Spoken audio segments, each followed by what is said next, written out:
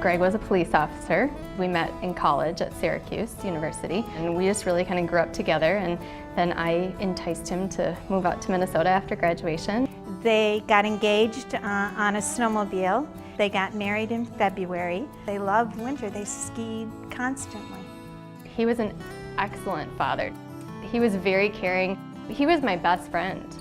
He really, truly cared about people. I think that's what brought him to want to be a police officer. I also think that was especially true when it came to his family. I first met Greg and Melissa about a dozen years ago. At that point, they were newly married, just starting out in their careers, and they just wanted to make sure in meeting with us that they had all their bases covered. We always went for our annual review and got the plan, and we would do what we were able to, and Joe provided good recommendations. Analyzing Greg's situation, he had already maxed out the amount of life insurance coverage that he could get through his employer, the Minneapolis Police Department. As we looked at what he wanted to do for his family, if something were to happen to him, we needed to add additional coverage on top of that. And we did that both through some term and through some permanent life insurance to get the full package that he had. He'd been treated for acid reflux for a couple of years. They did some tests and they decided something was wrong with his gallbladder. And so we were waiting for him to get in to go have his gallbladder removed. He was getting better, he was doing well, and then he started not feeling well again. He ended up in the hospital, and they took him in to do this upper endoscopy. And I remember he was like kind of coming to, and he's like, "It's really bad, I've got cancer, it's really bad." I'm like, "What are you talking about? You don't have cancer? Like, what do you mean it's really bad?"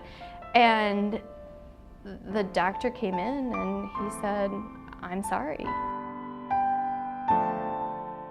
Greg went through radiation, chemotherapy. He got cleared to have surgery, to have his stomach removed, and his spleen, and part of his pancreas, and more than 20 lymph nodes. It was very difficult 2 years that they went through. Hope was always there, I think really literally, until those last hours. So, I mean, the best thing was he died without having to give up fighting. So he never gave up. As I sat in the back of the church at Greg's funeral, the only thing that broke the silence was the taps on the shoes of the honor guard as they wheeled in that flag-draped casket. And behind that casket was this young widow and these two young children. And it just struck me so profoundly because it reminded me so much of my own family. And I realized I was the only one that was going to be able to tell them that financially it was going to be all right.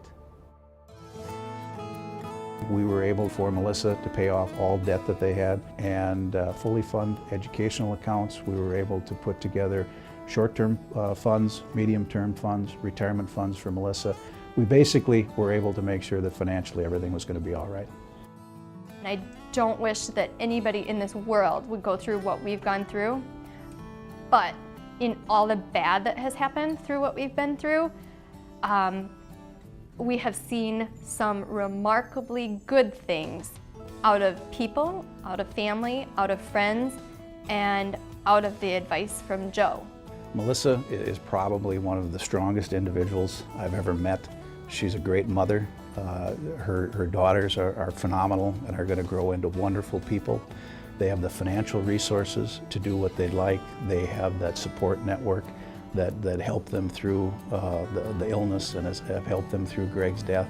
And those three women are going to have an extremely bright future.